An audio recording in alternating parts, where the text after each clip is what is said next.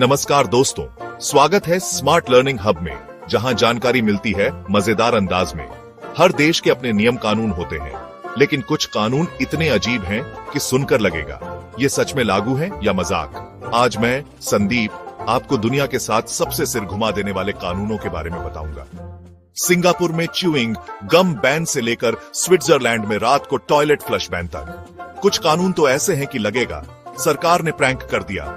तो seat belt बांध लीजिए, क्योंकि ये सफर मजेदार और ज्ञान से भरा होने वाला है। वीडियो को अंत तक देखिए, और अगर आपको कुछ नया जानना है तो सब्सक्राइब करना न भूलें। चलिए शुरू करते हैं। पहला कानून है सिंगापुर का। यहाँ च्यूइंग गम चबाना, बेचना या लाना बैन है। सोचिए, हमारे यहाँ तो लोग टाइम पास के लिए च्यूइंग गम चबाते हैं, लेकिन सिंगापुर में गलती से भी चबा लिया तो सीधा जुर्माना। 1992 में सरकार ने देखा कि लोग च्यूइंग गम हर जगह चिपका देते थे, लिफ्ट, सीट, मेट्रो के सेंसर तक। इससे सफाई का खर्चा बढ़ गया और ट्रेनें लेट होने लगी। समझाने के बाद भी लोग नहीं माने तो सरकार ने बैन लगा दिया। न रहेगा बांस न बजेगी बांसुरी। मकसद था देश को साफ रखना, और इसमें वो सफल भी रहे। 2004 में थोड़ी ढील दी गई। अगर डॉक्टर प्रिस्क्रिप्शन दे तो फार्मेसी से ले सकते हैं। अगली बार सिंगापुर जाएं तो जेब में च्यूइंग गम न रखें, वरना लेने के देने पड़ सकते हैं।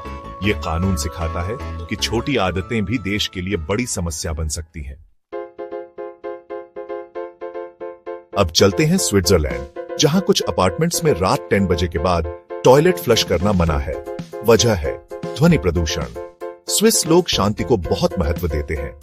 पुराने अपार्टमेंट्स में फ्लश की आवाज दीवारों के पार जाती है, जिससे पड़ोसियों की नींद खराब हो सकती है। इसलिए मकान मालिकों ने नियम बना दिए, रात 10 से सुबह 7 तक फ्लश नहीं। ये कोई राष्ट्रीय कानून नहीं, लेकिन किराएदारों के लिए सख्त है। नियम तोड़ा तो घर से निकाल सकते हैं। सोचिए, हमारे यहाँ शादी में डीजे चलता है, वहां फ्लश की आवाज भी बर्दाश्त नहीं। ये कानून दिखाता है कि कम्युनिटी लिविंग में दूसरों की सुविधा कितनी मायने रखती है। अब चलते हैं वेनिस, इटली, जहां सेंट मार्क्स स्क्वायर पर कबूतरों को दाना डालना अपराध है। हमारे यहाँ पक्षियों को दाना डालना पुण्य है, लेकिन वेनिस में ये बैन क्यों? वजह है कबूतरों की बीट से ऐतिहासिक इमारतों को नुकसान। कबूतरों की बढ़ती आबादी और उनकी बीट में मौजूद एसिड पत्थर को गला देता है, जिससे धरोहरें खराब हो रही थी। 2008 में सरकार ने दाना डालने पर पूरी तरह बैन लगा दिया। अब पुलिस वाले घूमते हैं कि कोई कबूतरों को न खिलाए। यह कानून सिखाता है कि कभी कभी नेक काम भी किसी जगह के लिए नुकसानदायक हो सकते हैं। अब बात करते हैं डेनमार्क की, जहां आप अपने बच्चे का नाम मनमर्जी से नहीं रख सकते। सरकार ने करीब 7000 नामों की लिस्ट बनाई है। इन्हीं में से नाम चुनना होता है। अगर लिस्ट के बाहर का नाम चाहिए तो पहले चर्च और फिर सरकारी दफ्तर में अप्लाई करना पड़ता है। आपको बताना होगा कि नाम क्यों रखना है और उसका मतलब क्या है। सरकार जांचती है कि नाम अजीब तो नहीं या बच्चे के लिए नुकसानदेह तो नहीं। हर साल सैकड़ों नाम रिजेक्ट हो जाते हैं। मकसद है बच्चों को अजीब नामों से बचाना और संस्कृति से जोड़े रखना। अब चलते हैं जापान, जहां फिट रहना सिर्फ आदत नहीं, कानून है। 2008 में मेटाबो लॉ आया। 40 से 74 साल के हर नागरिक की कमर का नाप सालाना लिया जाता है। पुरुषों के लिए लिमिट 33.5 इंच, महिलाओं के लिए 35.4 इंच। लिमिट से ज्यादा निकली तो व्यक्ति को नहीं, उसकी कंपनी या स्थानीय सरकार को फाइन लगता है।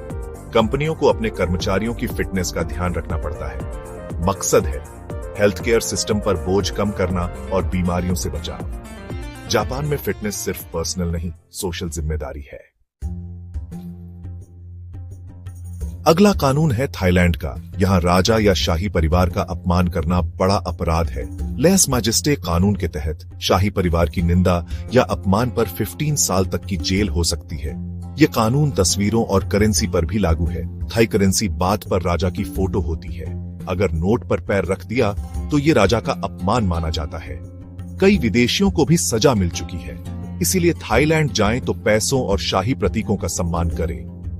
ये कानून दिखाता है कि सम्मान और संस्कृति के मायने हर देश में अलग हो सकते हैं। नए देश में जाएं तो वहां के कानून और रीति रिवाज जरूर जान लें। अब चलते हैं ग्रीस, जहां कई ऐतिहासिक स्थलों पर हाई हील पहनना मना है। 2009 में ये नियम आया। हाई हील के नुकीले सिरे से हजारों साल पुराने पत्थरों को नुकसान पहुंचता है। जब कोई हाई हील पहनकर चलता है तो पत्थरों पर निशान और दरारें आ सकती हैं। ये कानून सिर्फ महिलाओं के लिए नहीं बल्कि किसी भी नुकीली हील वाले जूते के लिए है। मकसद है राष्ट्रीय धरोहर को सुरक्षित रखना।